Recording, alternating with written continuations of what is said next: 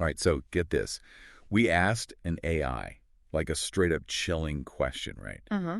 If you were the devil, how would you lead humanity astray, Yeah. away from goodness? And the answer, it's not fire and brimstone. Right. It's not like, the classic imagery. The no, I know. It's way more insidious. Yeah, it really is. It's all about this subtle kind of erosion, Yeah. of our values, of how we connect with each other. It's almost like, have you ever heard that analogy of the frog in boiling water? Oh, yeah, yeah. Where they don't even realize Yeah. they're being cooked. They don't even realize it's happening. Yeah. It's just this gradual increase, and then it's too late. And that's what I think is so unnerving about this. It's almost like a playbook. Oh, it is. For how things are kind of going wrong in society. That's what I find so creepy about this, Mhm. is that it mirrors so many of these really concerning trends. You see them unfolding around us right now. Mm-hmm. So, look, our mission today isn't to, scare you. Mhm. It's to kind of equip you, right? Exactly. So we're going to unpack these strategies, not because we agree with them, Of course. but just so we can understand, how seemingly small choices Yeah. can have these huge, snowball effects. Well, right? absolutely. Knowledge is power, right? Totally. I mean, the more we understand these potential, I guess you could call them tactics, Yeah. the more aware we become and the more resilient we become to them. I love that. So let's jump right in, okay? Let's do it. Let's start with something that feels, incredibly relevant, this whole idea of division. Mm-hmm. The AI suggests that sowing discord, like pushing people to extremes, to these ideological extremes, that's key. Right. It's classic divide and conquer. Yeah. But it's playing out in these really new and disturbing ways, especially online. Oh, absolutely. I mean, think about it. We're all kind of stuck in these echo chambers, these filter bubbles. Oh, yeah. Where you're only exposed to information that confirms your existing beliefs. It makes it so hard to even have a nuanced conversation. Forget common ground, forget nuance. Exactly. Yeah. And the more entrenched we become in our own ideologies, Yeah. the easier it is to dehumanize people who see things differently. It's like we've lost this ability to disagree Mm-hmm. in a respectful way. In a healthy way. Like, where did that go? Yeah. And you know what? This actually feeds into the AI's next point, which is, honestly, maybe even a little more chilling.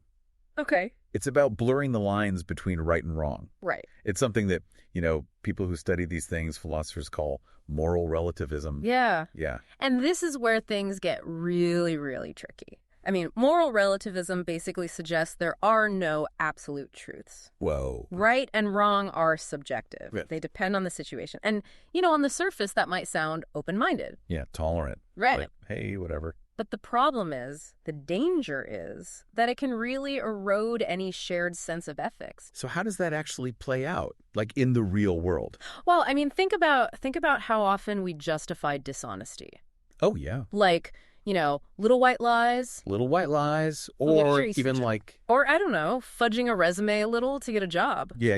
Or even bigger things. Look at the debates we're having around violence. Right. Where, it almost seems like some acts are considered acceptable, Depending on who's doing them or the context. this is a slippery slope. It is. It really is. And I think when we start rationalizing behaviors that were once considered just wrong, period, Yeah, it really undermines, the foundation of an ethical society. totally. It's I don't know, it's like our moral compass is just Spinning. going haywire, Yeah. spinning out of control. Right. And this actually, I think, leads us to a point that many of us struggle with. Okay. And this is something that the AI highlighted as well, which is that fostering self-centeredness, Mm-hmm. ego, Yes.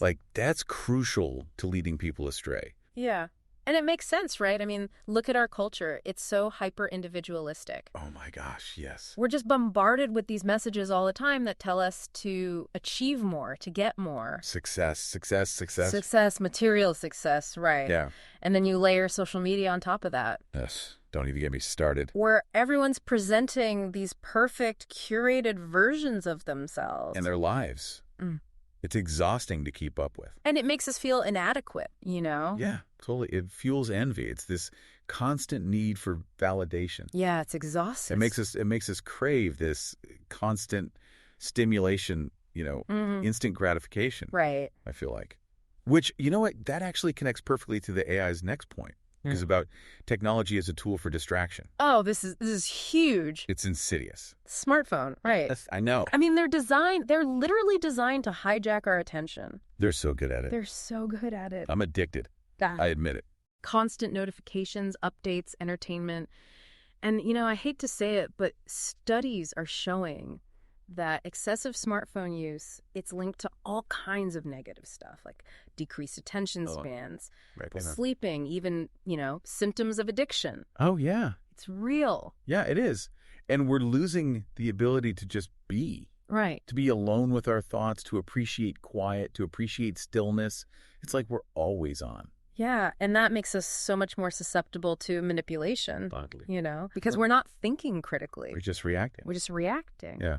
And, this vulnerability, this lack of critical thinking, I think it leads us right into the next stage of the AI's plan, which is desensitization to violence and suffering. Oh, yeah. It's like the world is just getting darker, colder. Everywhere you look, there's violence, there's tragedy. It's in the news, it's in our entertainment, it's in the video games we play. And it's constant. And that constant exposure, I think it really impacts our empathy. For sure. We become numb to it. Yeah. Less outraged by injustice, more tolerant of aggression. And it's not just like, an emotional thing.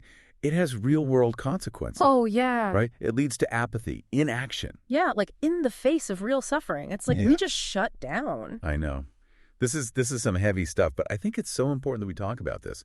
And speaking of things that are so vital to us, but increasingly under threat, the AI also suggests that, corrupting love, corrupting relationships, that's a key strategy as well. Right. And we see this playing out all around us, right? I mean, the breakdown of families. Yeah. This constant pressure for perfect relationships. Oh, social media. The perfect relationship on social media. Exactly. It sets us up to fail. Yeah. And the decline of real community support. I feel that. I feel that so hard. These are the cornerstones of a healthy society. So how do we... I guess the question is, in this world of superficial connections, of fleeting encounters, how do we cultivate those genuine bonds? Yeah. The ones that last. That's the million-dollar question, right? I mean, I think it takes effort, conscious effort, vulnerability, a willingness to prioritize real human connection over all the distractions, especially the digital ones. It's hard. It's hard.